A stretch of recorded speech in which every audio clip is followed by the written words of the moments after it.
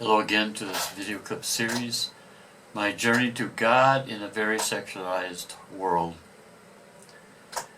The last couple of video clips I had presented the second meditation of Don Stefano Gobi that he gave in 2003 out of 4. And when I published that meditation, I offered more information after it, and that's what we're going through right now, extra information to understand better the situation in the church, to understand better the words of Don Stefano Gobi and of Our Lady concretely in the church today. As Don Stefano Gobi even said, and I think we'll get to it in the next meditation, he said, he made reference to the Gideon's battle against the Midianites in the book of Judges, chapter 7, when Gideon, with only 300 men, defeated more than 100,000 people, 100,000 soldiers. And so he applied that to the movement. And he says, only a remnant of the movement will be ready for the heroic climb of Calvary up to the end. But with this remnant, Our Lady will obtain her triumph. So here we continue a little bit here. I was going through now that there was formed the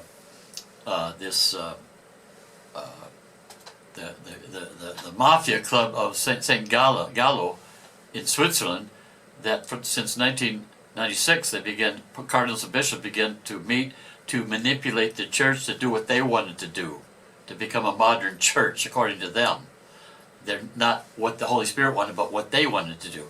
And so the same year, when John Paul II discovered that, he made a document that anyone who does this work to try to manipulate the church is automatically excommunicated, automatically.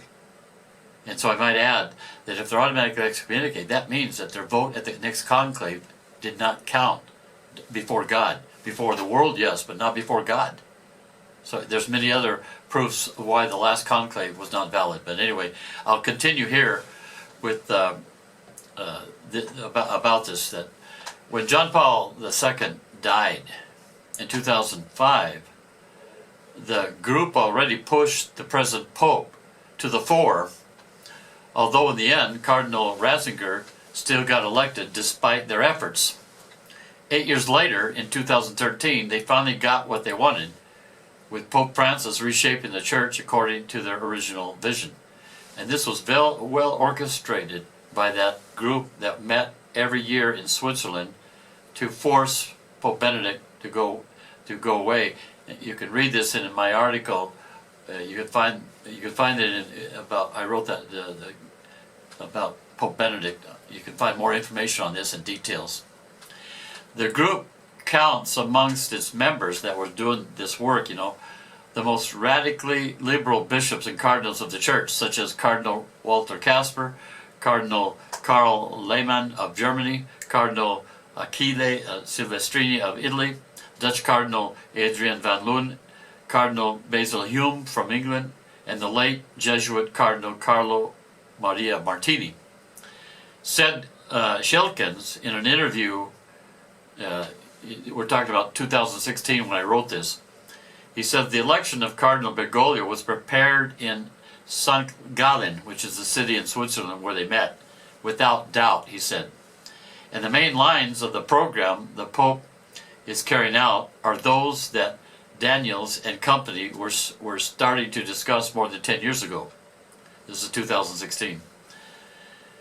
Pope Benedict XVI, he even said in his his first Mass as Pope, in his homily, he said, "Pray for me that I may not flee for fear of the wolves."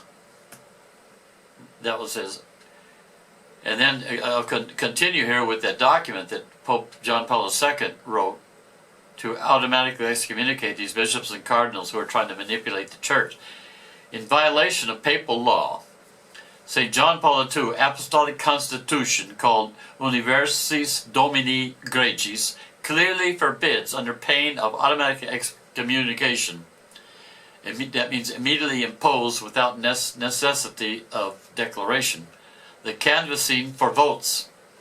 And in that document, number 81, he wrote, The cardinal electors shall further abstain from any form of pact, agreement, promise, or other commitment of any kind which could oblige them to give or deny their vote to a person or persons. If this were in fact done, even under oath, I decree that such a commitment shall be null and void, and that no one shall be bound to observe it. And I hereby impose the penalty of excommunication, latae sententia, upon those who violate this prohibition.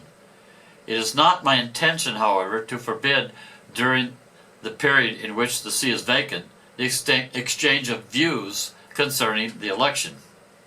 And then number 82, he writes, I likewise forbid the cardinals before the election to enter into any stipulations committing themselves of common accord to a certain course of action should one of them be elevated to the pontificate.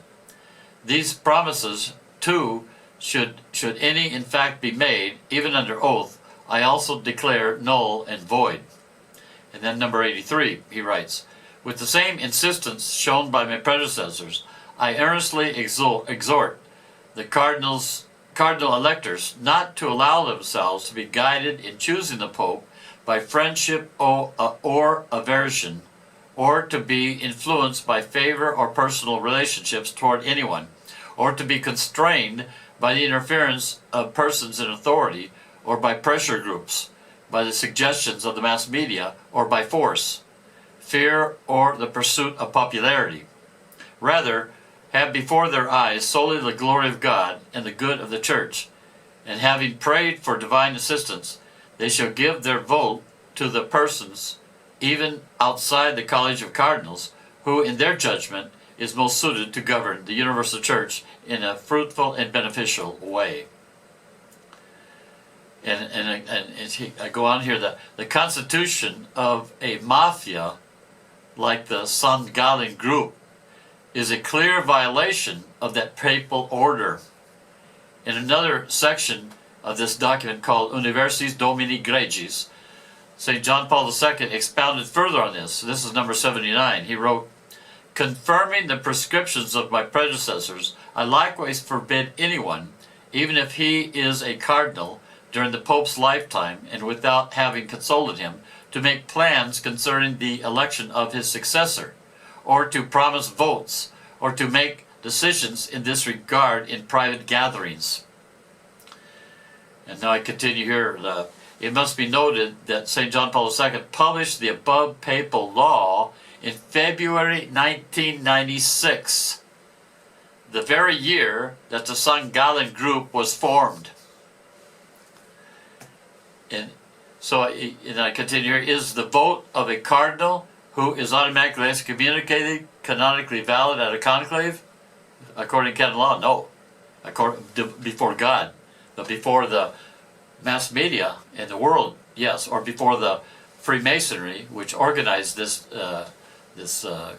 coup d'etat, it's valid for them. The above relations reinforce the shocking claims of Dr. Alston Everine, author of the book The Great Reformer, Francis and the Making of a Radical Pope, who wrote that a group of cardinals actively campaigned for the election of Pope Francis in violation of the papal law.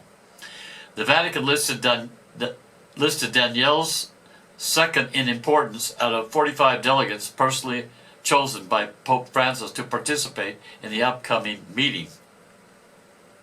Other references you can find about this talk is you can find it from the National Catholic Register.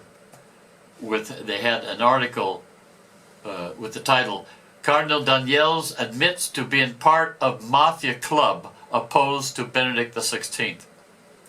And then in that article it also wrote, "New authorized biography also reveals papal delegate at upcoming synod wrote letter to Belgium government supporting same-sex marriage legislation because it ended discrimination against LGBT groups." This was by Edward Penton. He wrote it in September 24th, 2015, and you can find that on the internet. Here I wrote a few things here. Advocate of same-sex marriage. I'll continue on that in the next video clip. May God bless you and Mary guide you.